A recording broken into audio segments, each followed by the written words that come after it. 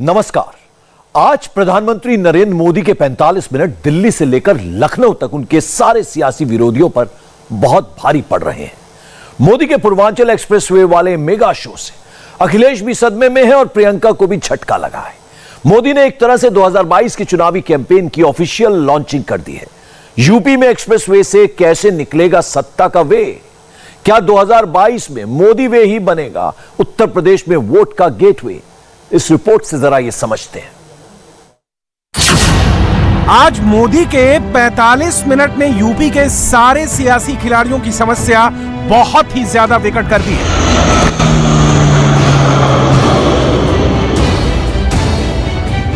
Purvanchal expressway पर मोदी की landing क्या हुई? राहुल से लेकर अखिलेश और प्रियंका तक सारे मोदी विरोधियों का सियासी विमान हाईजैक हो गया। मोदी ने एक तरह से 2022 के घमासान की ऑफिशियल लॉन्चिंग कर दी है।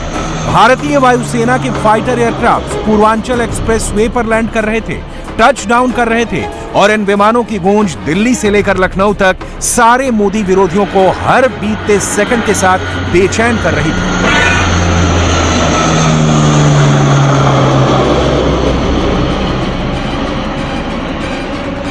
मोदी ने नाम नहीं लिया मगर आज पंजे को भी लपेट लिया और 22 में बाइसिकल वाले अखिलेश के सपने को भी पंक्चर कर दिया। दिल्ली और लखनऊ दोनों ही स्थानों पर, चाहे लखनऊ हो या दिल्ली, दोनों ही स्थानों पर परिवारवादियों का ही दबदबा रहा। सालों साल तक परिवारवादियों की यही पार्टनरशिप यूपी की आकांक्षाओं को कुचलती रही, बर्बाद करती रही। जिस वक्त मोदी 22,500 करोड़ रुपए से बने 341 किलोमीटर लंबे पूर्वांचल एक्सप्रेसवे की लैंडिंग का रिमोट दबा रहे थे, उस वक्त अखिलेश ट्विटर पर हैशटैग झूठ का फूल खिला रहे थे।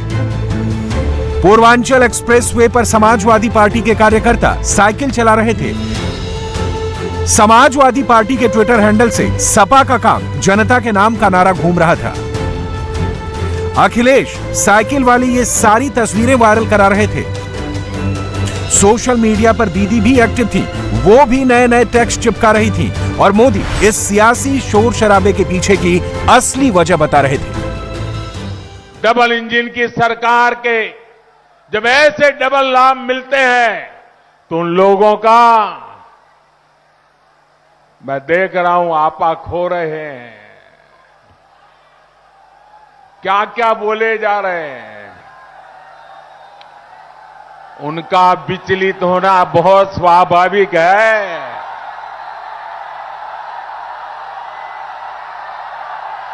जो अपने समय में असफल रहे वो योगी जी की सफलता भी नहीं देख पा रहे हैं। जो सफलता देख नहीं पा रहे हैं वो सफलता पचा कैसे पाएंगे? यूपी के चुनावी रण में लखनऊ तक पहुंचने का रास्ता पूर्वांचल से होकर ही गुजरता है। ये बात मोदी भी जानते हैं, मोदी विरोधियों को भी ये पता है। इसलिए पक्ष और विपक्ष दोनों में इस एक्सप्रेसवे का क्रेडिट लेने और कमियों का ठीकरा दूसरे के माथे फोड़ने का सिलसिला जोर पकड़ चुका है। पूर्वांचल से पूरे प्रदेश को मोदी ने क्या मैसेज डिलीवर किया है, वो सुनने से पहले अखिलेश यादव की ये बात सुनिए। तो क्वालिटी देखा होगा सड़क पर चल करके, अगर रफ्तार आपने बढ़ा दी तो हो सकता है आपके पेट दर्द हो जाए या कमर दर्द हो जाए, आपको लौट करके कमर का इलाज कराना पड़ेगा। ऐसा पूर्वांचल एक्सप्रेसवे बनाया है। और भारतीय जनता पार्टी ने जो फिल्मों में गाना चलता था, राम राम जपना पराया, वो पूरा मैं नहीं कह सकता हूं, लेकिन आप सब जानते हैं आज तक भी समाजवादी पार्टी के बनाए हुए कामों का ही उद्घाटन हो रहा है। समाजवादी पार्टी की सरकार में बनाए हुए एक्सप्रेसवे का उद्घाटन कर रहे हैं। पहले समाजवादी पूर्वांचल एक्सप्रेसवे का नाम बदला और नाम बदल करके पूर्वांचल एक्सप्रेसवे कर दिया। अखिलेश का आरोप है कि बीजेपी ने उनके काम को अपना नाम दे दिया, जबकि बीजेपी पूर्वांचल एक्सप्रेसवे को यूपी की संजीवनी बूटी बता रही है और मोदी इसे यूपी की प्रगति का एक्सप्रेसवे बता रहे हैं। जब 3 साल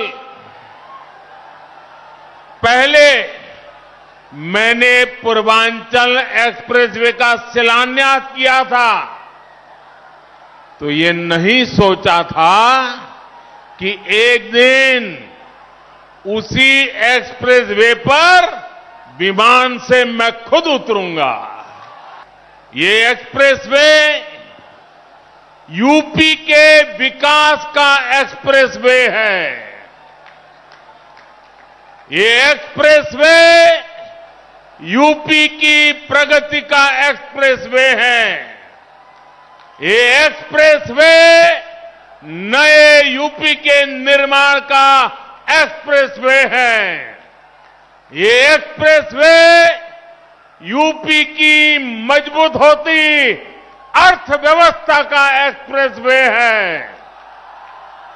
ये एक्सप्रेसवे यूपी में आधुनिक होती सुविधाओं का प्रतिबिंब है।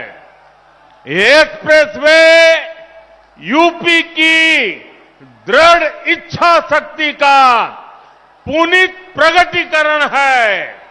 ये एक्सप्रेसवे यूपी में संकल्पों की सिद्धि का जीता जागता प्रमाण है। ये यूपी की शान है। ये यूपी का कमाल है।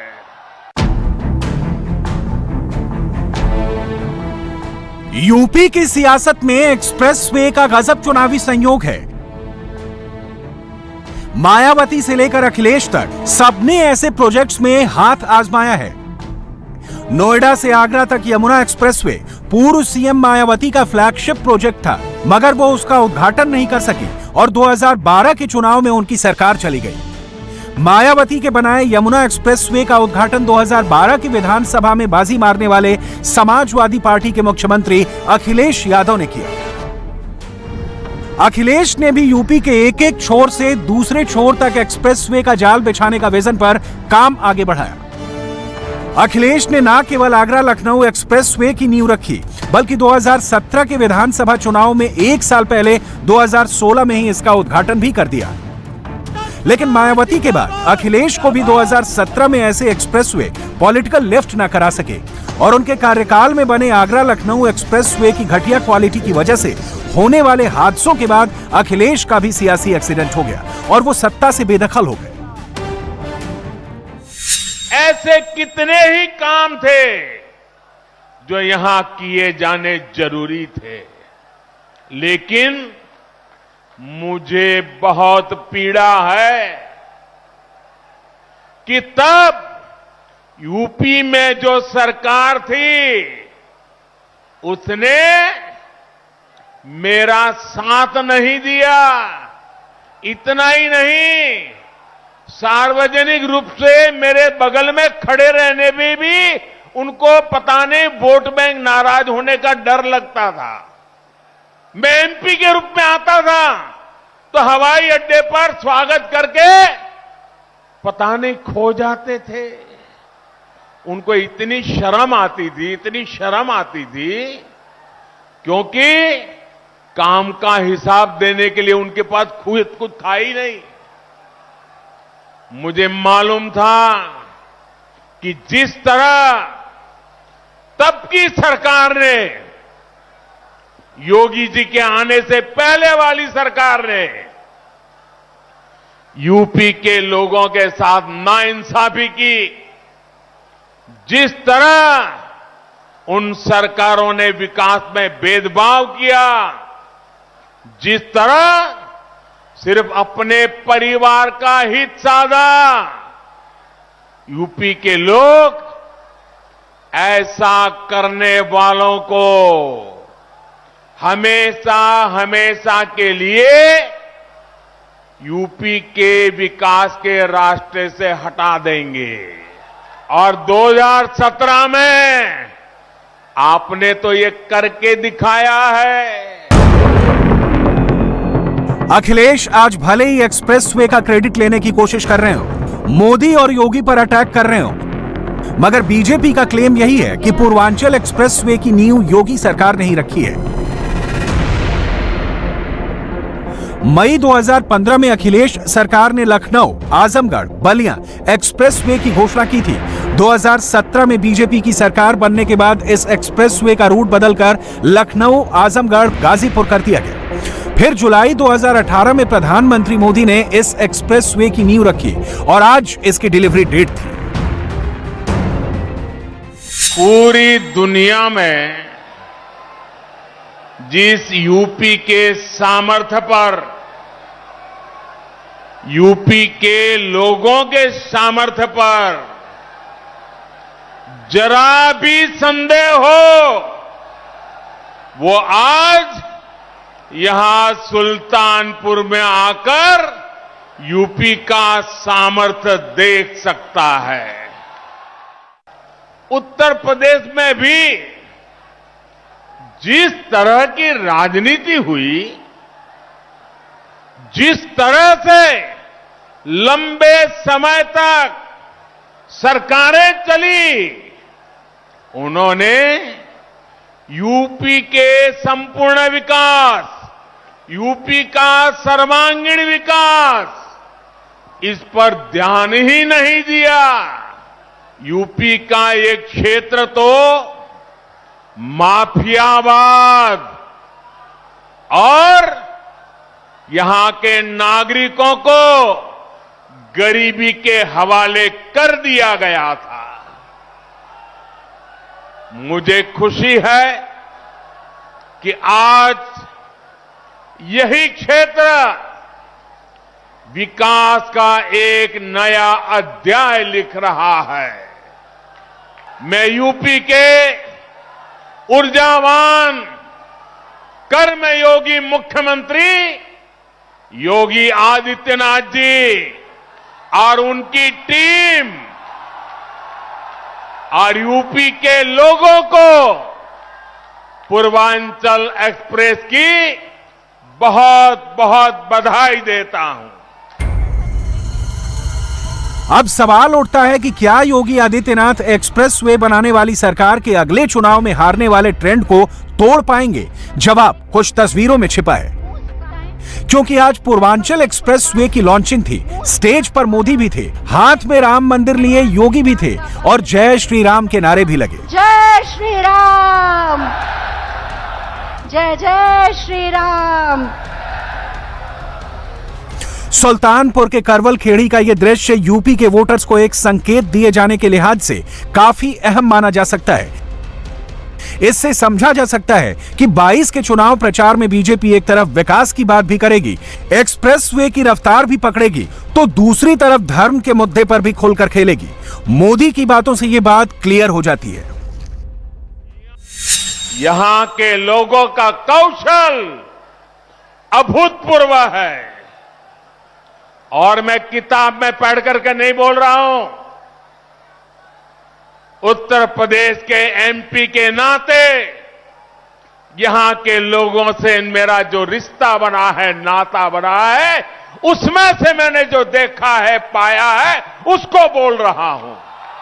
यहां 7-8 साल पहले जो स्थिति थी, उसे देखकर मुझे हैरानी होती थी कि आखिर यूपी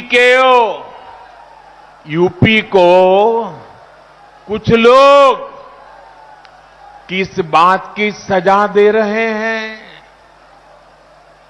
इसलिए 2014 में जब आप सबने, उत्तर प्रदेश ने, देश ने मुझे हमारे इस महान भारत भूमि की सेवा का अवसर दिया, तो मैंने यूपी के विकास को यहां के एमपी के नाते, प्रधान सेवक के नाते मेरा कर्तव्य बनता था।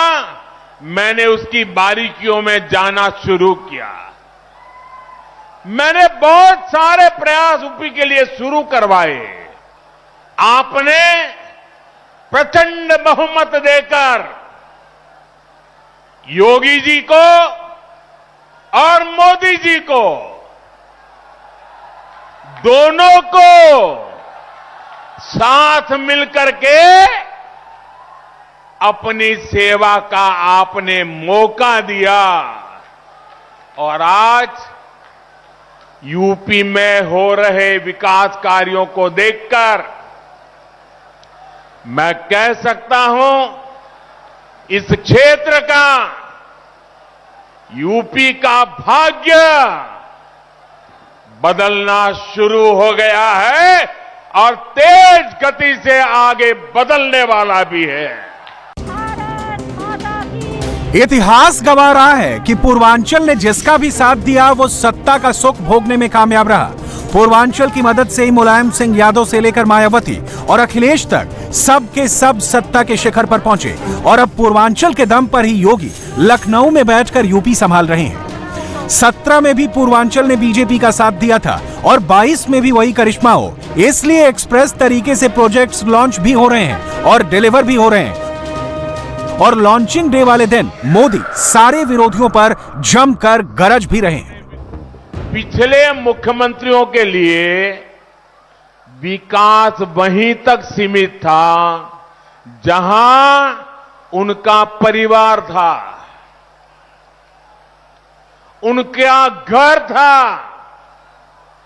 लेकिन आज जितनी पश्चिम का सम्मान है उतनी ही पूर्वांचल के लिए भी प्राथमिकता है।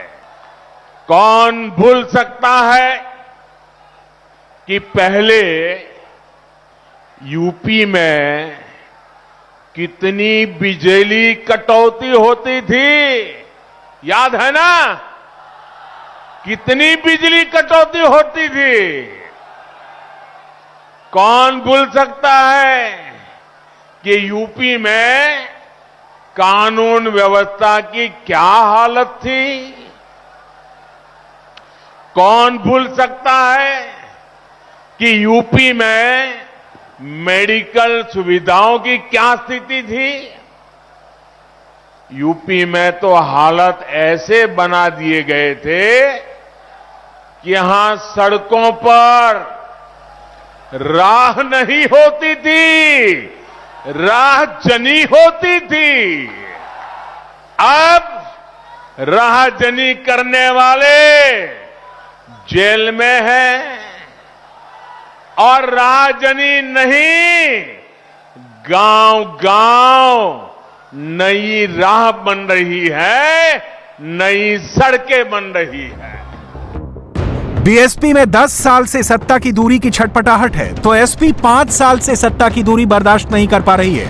कांग्रेस 31 साल का सूखा खत्म करने के लिए बेचैन है, जबकि बीजेपी यूपी की रफ्तार, रक्षा और विकास के मंत्र के साथ पूर्वांचल एक्सप्रेसवे से एक साथ कई हित साधने के स्क्रिप्ट लिख चुकी है। मोदी ने बाकायदा आज नाम गिनाकर बताया कि 22 के यूपी में कैसे एक्सप्रेस कनेक्टिविटी होगी। चित्रकूट, बांदा हमीरपुर, महोबा, जालौन, औरैया और इटावा, गोरखपुर, अंबेडकर नगर, संत कबीर नगर और आजमगढ़, मेरठ, हापुड़, बुलंदशहर, अमरोहा, संभल, बदायूं, शाहजहांपुर, हरदोई, उन्नाव, रायबरेली, प्रतापगढ़ और प्रयागराज। परास्त तो भारत के दुश्मन भी होंगे और इसलिए सुल्तानपुर में चीन के खिलाफ भी एक इमरजेंसी तैयारी कर ली गई है। आज प्रधानमंत्री नरेंद्र मोदी ने सिर्फ पूर्वांचल एक्सप्रेसवे का उद्घाटन ही नहीं किया, उन्होंने इस मौके पर एयरफोर्स की बड़ी तैयारी भी देखी, क्योंकि पूर्वांचल एक्सप्रेसवे पर वायुसेना के लिए एक बहुत ही खास हवाई पट्टी भी बनाई गई है। इस एयर स्ट्रिप का इमरजेंसी में कैसे इस्तेमाल होगा, चीन के खिलाफ इसे क्यों एक सरप्राइज कहा जा रहा है, पूरी डिटेल रिपोर्ट में।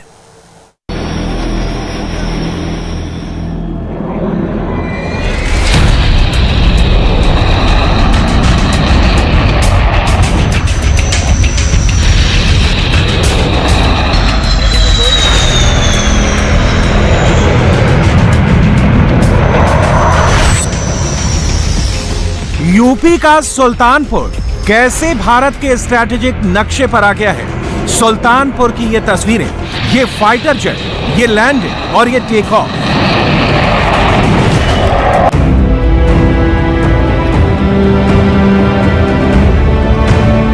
इन फाइटर जेट के पहुंचने से पहले यहां प्रधानमंत्री नरेंद्र मोदी C-130J हरकुलिस विमान से आए। अमेरिका से 2008 में खरीदे गए इस टैक्टिकल एयरक्राफ्ट का यहां लैंड करना और उसमें से प्रधानमंत्री का उतरना चीन को बड़ा मैसेज दे रहा है। अब इमरजेंसी की स्थिति में पूर्वांचल एक्सप्रेसवे हमारी वायुसेना के लिए एक और ताकत बन गया है। एक्सप्रेसवे पर हमारे फाइटर प्लेन अपनी लैंडिंग करेंगे। इन विमानों की गर्जना उन लोगों के लिए भी होगी जिन्होंने देश में डिफेंस इंफ्रास्ट्रक्चर को दशकों तक नजरअंदाज किया। नरेंद्र मोदी किस इमरजेंसी सिचुएशन की बात कर रहे हैं? पूर्वांचल एक्सप्रेसवे से उन हालातों में कैसे ऑपरेशन होगा, इसे समझने के लिए अब पूर्वांचल एक्सप्रेसवे से कुछ तस्वीरें देखिए जो आपका जोश हाई कर देंगी। देखिए कि कैसे एयरफोर्स इमरजेंसी में पूर्वांचल एक्सप्रेस का इस्तेमाल करेगी। सबसे पहले उतरा मिराज 2000, सबसे भरोसेमंद बालाकोट एयर स्ट्राइक का हीरो और पिछले 40 सालों से एयरफोर्स की ताकत मिराज 2000।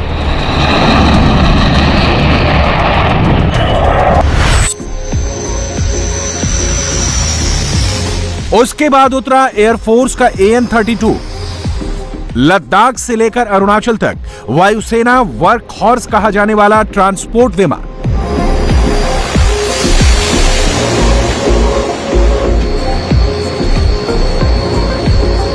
और फिर AN-32 से उतरे एयरफोर्स के स्पेशल कमांडो।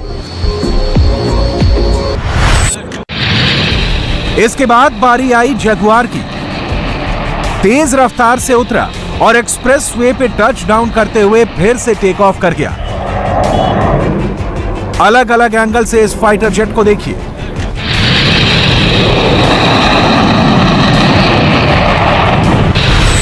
इसके बाद आया इंडियन एयरफोर्स की सबसे बड़ी ताकत सुखोई 30 MKI। सुखोई आया, टच डाउन किया और फिर उड़ गया। और ऐसा एक नहीं बल्कि दो सुखोई ने प्रधानमंत्री के सामने किया।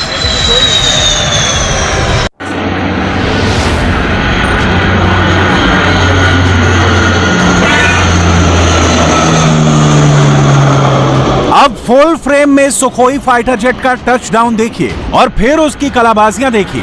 पूर्वांचल एक्सप्रेस की ये पूरी पिक्चर इस वक्त चीन फॉरवर्ड और रिवाइंड करके देख रहा है।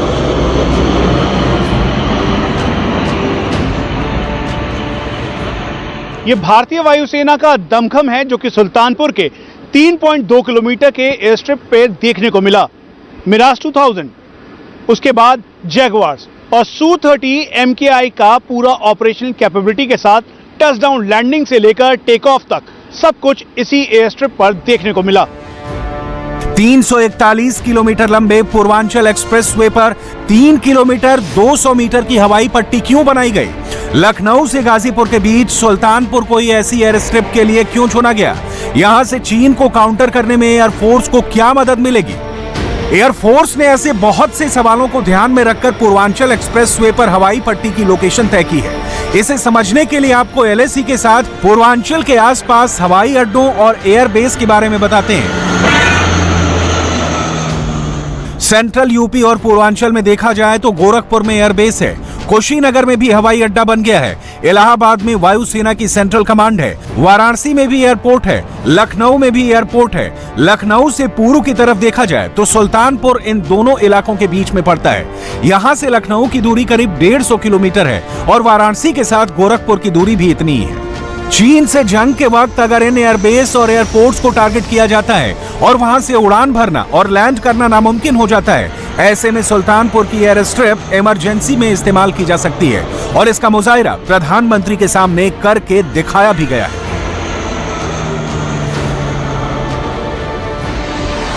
इसमें सबसे पहले मिराज 2000 की लैंडिंग हुई। मिराज पुराना जरूर है, लेकिन अब इसे अपग्रेड किया जा रहा है। भारत के पास अभी करीब 50 मिराज 2000 मल्टी रोल फाइटर हैं। इनमें नए एवियोनिक्स फिट किए जा रहे हैं ताकि ये 2035 तक सर्विस में रहे। मिराज को फ्रांस की नई आधुनिक मिसाइल मीका के लिए भी अपग्रेड किया जा रहा है। ये मल्टी रोल फाइटर नीची उड़ान के लिए दुनिया भर में मशहूर है। ये विमान राडार से बचते हुए 20 मीटर की ऊंचाई पर उड़ सकता है।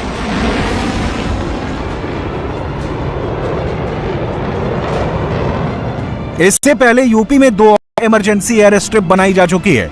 2017 में आगरा लखनऊ एक्सप्रेसवे पर बांगरमऊ के पास ऐसी हवाई पट्टी बनाई गई थी और तब वहां हरकुलिस के अलावा जगुआर, सुखोई के अलावा उठाया गया। उससे भी पहले 2015 में दिल्ली आगरा यमुना एक्सप्रेसवे पर ऐसी ही हवाई पट्टी मिराज 2000 ने टच डाउन किया था। इसलिए यूपी के ऐसे 3 हाई जहां से एयरफोर्स में ऑपरेट कर सकती है। यूपी में इन एयर स्ट्रिप पर फाइटर जेट्स का इस्तेमाल चीन के लिए एक बड़ा मैसेज है, लेकिन चैलेंज 2 फ्रंट का है। इसलिए राजस्थान में भी एक एक्सप्रेसवे पर रनवे से एयरफोर्स को एक है जो पाकिस्तान के खिलाफ किसी भी ऑपरेशन में मदद करेगी।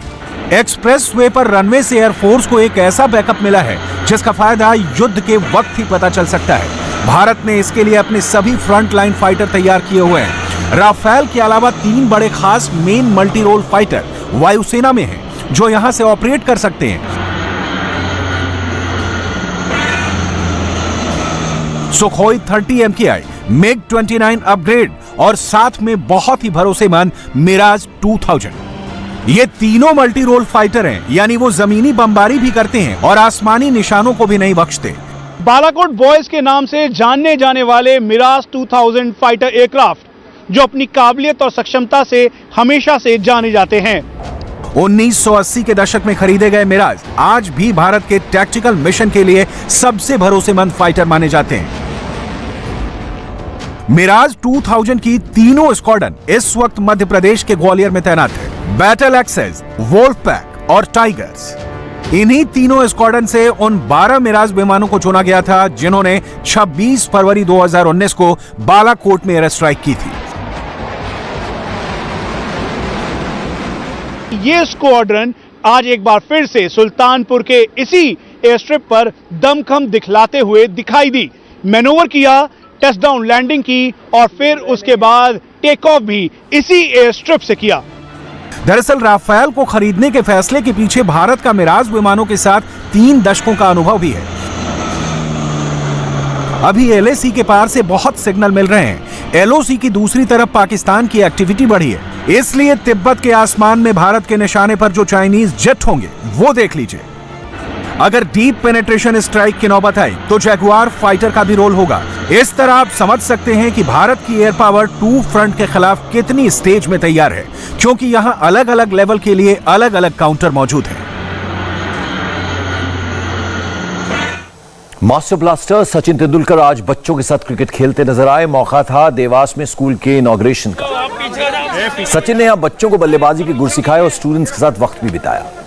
सचिन अपने पिता के सपनों को याद कर काफी भावुक हो गए। सचिन ने कहा कि उनके पिता का सपना था कि गरीब बच्चों की शिक्षा और स्वास्थ्य के लिए कुछ किया जाए, इसलिए वो आज बच्चों की डेवलपमेंट के लिए काम कर रहे हैं।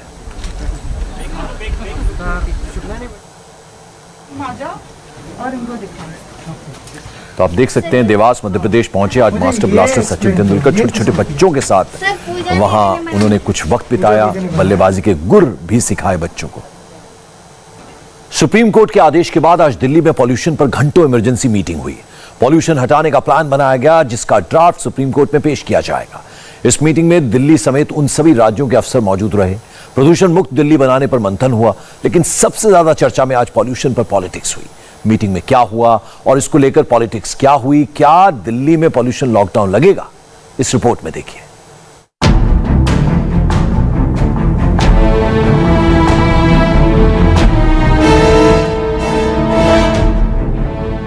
जो काम पहले हो जाना था वो आज हुआ, मंथन हुआ, चिंतन हुआ, लंबी मीटिंग चली।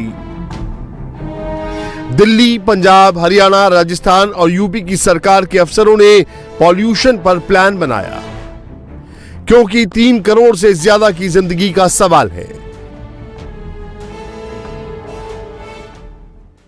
मास्क को लेकर दिल्ली में आजकल स्थिति ऐसी हो गई है कि कोरोना के मामले को लेकर कम और दिल्ली में बढ़ते प्रदूषण के चलते इसकी उपयोगिता ज़्यादा समझ में आ रही है।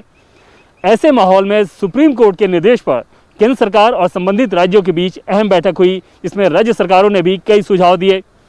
केंद्र सरकार भी इस बात को लेकर मंथन कर रही है कि कैसे ऐसे व्यवहारिक और प्रभावी कदम उठाए जाएं जिससे प्रदूषण पर रोक लगाई जा सके। केंद्र सरकार हो या राज्य सरकार, सबकी चिंता इस बात को लेकर है कि उन्हें एक तरफ लोगों को राहत देना है तो दूसरी तरफ सुप्रीम कोर्ट को संतुष्ट करना भी है।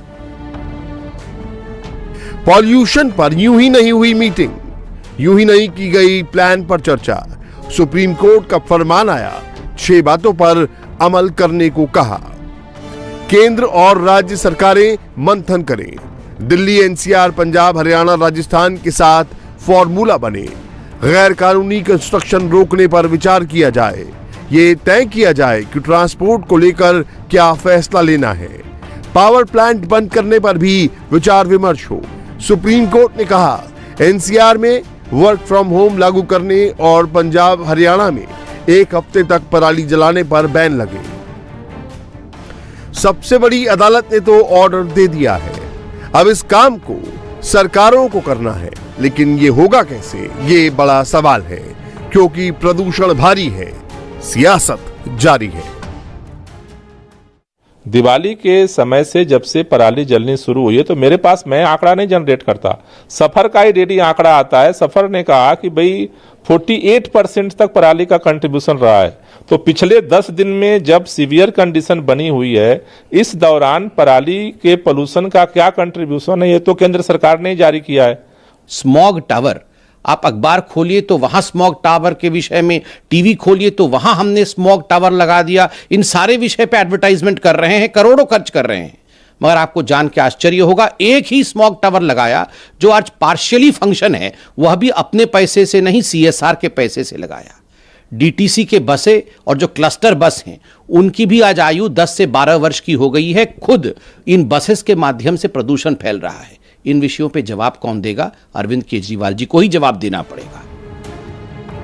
पॉल्यूशन को लेकर सुप्रीम कोर्ट को क्यों सामने आना पड़ा? उसकी वजह है जहरीली एयर क्वालिटी। दिल्ली एनसीआर के रहने वाले लोग हर रोज कितना जहर सांसों के जरिए ले रहे हैं, आप आज के इन आंकड़ों से समझ सकते हैं। केंद्र सरकार की संस्था SAFAR के मुताबिक दिल्ली में AQI का लेवल 331 है। दिल्ली के पूसा रोड और लोधी रोड में AQI का लेवल 319 है। दिल्ली यूनिवर्सिटी के इलाके में ये 356 है।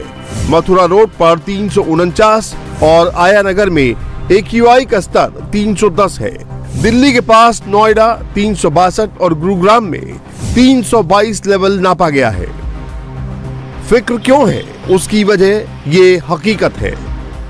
0 से 100 पॉइंट तक बेहतर और संतोषजनक हवा कही जाती है। 100 से अधिक AQI लेवल सांस या अन्य बीमारियों से जूझ रहे लोगों के लिए खतरनाक माना जाता है।